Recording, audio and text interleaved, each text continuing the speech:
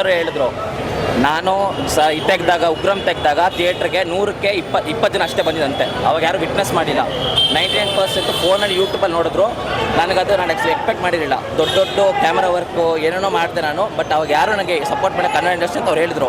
ನಾನು ಅದನ್ನೇ ಮತ್ತೆ ಮಾಡ್ತೀನಿ, ಥಿಯೇಟ್ರ್ ಹೌಸ್ಫುಲ್ ಆಗಬೇಕು, ಜನ ಬಂದು ನೋಡಬೇಕು, ನಾನು ಕಲೆಕ್ಟ್ ಮಾಡಬೇಕಂತ ಹೇಳಿದ್ರು ನಿನ್ನೆ ಇಂಟರ್ವ್ಯೂಯಲ್ಲಿ. ಇವತ್ತು ಅಂಜನ್ ಥಿಯೇಟ್ರಲ್ಲಿ house full, next ಶೋನು house full.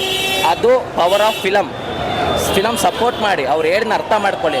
Kannada industry ಬಿಟ್ಟು ತೆಲುಗುಗೆ ಹೋದ್ರ ಅಂತ ಹೇಳಿಲ್ಲ ಅವರು. ನಾನು ತೆಗ್ದಾಗ ನೀವು ಯಾರು ನೋಡಿಲ್ಲ. ಉಗ್ರಂ ಯಾರು ನೋಡಿದ್ರಾ? ಇಲ್ಲ. ಫಸ್ಟ್ ಯಾರು ನೋಡಿಲ್ಲ ನೀವು ನೋಡಿ ಮ್ಯಾಕ್ಸಿಮಮ್ ಎಲ್ಲಿ ಫೋನಲ್ಲಿ ಯೂಟ್ಯೂಬಲ್ಲಿ ಅವು ಒಳ್ಳೆ ಫಿಲಮ್ ತೆಗ್ದ ಆಮೇಲೆ ನೀವು ರಿಲೈಸ್ ಮಾಡಿದ್ದು ಅದೇ ಎಲ್ಲರೂ ಅವ್ರು ಹೇಳ್ತಾರೆ. ಆ ಟೈಮಲ್ಲಿ ಸ್ಟೋರಿ ಚಿಕ್ಕದಾಗಿ ಬರ್ದ್ರು ಅವರು. ಬಟ್ ಈ ಟೈಮಲ್ಲಿ ಇನ್ನೂ ಲಾರ್ಜ್ ಆಗಿ ತೆಗ್ದು ಸ್ಟೋರಿ ಅಪ್ಡೇಟ್ ಮಾಡಿ ಯಾರು ಪ್ರೊಡ್ಯೂಸರು ಇವ್ರನ್ನ ಧೈರ್ಯ ಮಾಡಿಲ್ಲ. ಇವ್ನು ಯಾರೋ ಬರ್ತಾನೆ ಏನೋ ಮಾಡ್ತಾನೆ, ಯಾವ್ದೋ ಸ್ಟೋರಿ ಹೇಳ್ಬಿಡ್ತಾನೆ, ಇವ್ನಿಗೆ ಎಷ್ಟು ಬಜೆಟ್ ಕೊಡ್ಬೇಕಂತ ಅನ್ಕೊಂಡಿದ್ರು. ಬಟ್ ಫಸ್ಟ್ ಚಿಕ್ಕ ಫಿಲಮ್ ತೆಗ್ಬಿಟ್ಟು KGF 2 ತೆಗ್ದು ಈಗ ಎಲ್ಲರಿಗೂ ನಂಬಿಕೆ ಬಂತು. ಕನ್ನಡ ತಿರುಗಿ ನೋಡಿದ್ದೆ KGF ಇಂದ, ಅದ್ರಿಂದ ಬಂದು ಉಗ್ರಂ ಯಾರಿಗೂ ನಂಬಿಕೆ ಬಂದಿಲ್ಲ ಪ್ರಶಾಂತ್ ನೀಲ್ ಅಂತ. Even Prabhas last time Saaho ತೆಗ್ದ, ಅದು ಓಕೆ, ಬಾಲಿವುಡ್ ಹಿಟ್ಟಾಯ್ತು, ಬೇರೆ ಕಡೆ ಹಿಟ್ಟಾಗಿಲ್ಲ. ರಾಧೇಶ್ಯಾಮ್ ಬಂತು, ಅದು ಊಷ್ಟೇ. ಆದಿಪುರುಷ್ ಅಷ್ಟೇ.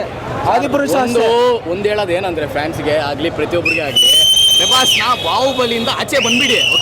ಬಾಹುಬಲಿ ಮೈಂಡ್ ಸೆಟ್ ಅಲ್ಲೇ ಇದ್ದಾರೆ. ಹೌದು, ಬಾಹುಬಲಿಯಿಂದ ಆಚೆ ಬಂದ್ಬಿಡಿ. ಪ್ರತಿಯೊಬ್ಬರು ಬರೆಯೋ ಸ್ಟೋರಿ ಯಾರಿಗೂ ಆಗಲ್ಲ. ಡೈರೆಕ್ಟರ್ಗೆ ಹೀರೋ ಹೆಂಗ್ ಬೇಕೋ ಹಂಗೆ ಯೂಟಿಲೈಸ್ ಮಾಡ್ಕೊಂತಾರೆ, ಆಯ್ತಾ? ಫ್ಯಾನ್ಸ್ಗೆ ಇಷ್ಟ ಆಗಿರೋ ಥರ ಯಾರು ಮಾಡಿಲ್ಲ.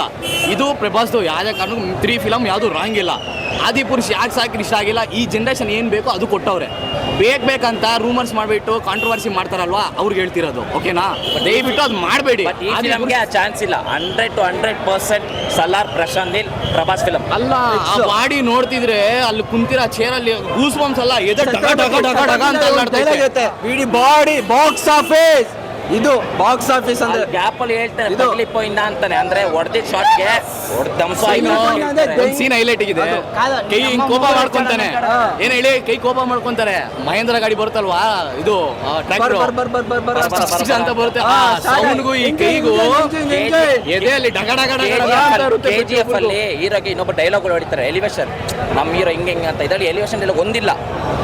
ಬಾಡಿ ನೋಡಿದ್ರೆ ಇಂಟರ್ವ್ಯೂಗಳಲ್ಲಿ ಅವರು ಪ್ರಶಾಂತ್ ನೀಲ್ ಅವರು ಹೇಳಿ ಒಂದೇ, ಪ್ರಭಾಸ್ ಬಂದು ನಿಂತ್ಕೊಂಡ್ರೆ ಸಾಕು ಸ್ಟಿಲ್ ಇದೆ. ಆ ಕೈ ಮಾತಾಡೋಣ. ನೀವೇ ಮೀಡಿಯಾ ಅವ್ರು ಹೇಳಿ ಸರ್, ಏನಾದ್ರು ಪ್ರಭಾಸ್ ಕಡೆ ರಾಂಗ್ ಇರುತ್ತಾ? ನೀವ್ ಹೇಳಿ, ನಮ್ದು ಬೇಡ, ನೀವ್ ಹೇಳಿ. ಒಂದ್ಸಲ ಕ್ಯಾಮ್ರಾ ಉಲ್ಟಾ ಮಾಡ್ಕೊಂಡು ನೀವ್ ಹೇಳಿ. ಸಲಾಟ್ ಬೇಡ ಸರ್, ಇದಕ್ಕೆ ನಮ್ಗೆ ಗೊತ್ತಿರೋ ಒಂದು ಟ್ವಿಸ್ಟ್ ಇದೆ. ಇದರಲ್ಲಿ ನಮ್ಗೆ ಗೊತ್ತಿರೋ ಟ್ವಿಸ್ಟ್ ಕೊಟ್ಟವ್ರೆ.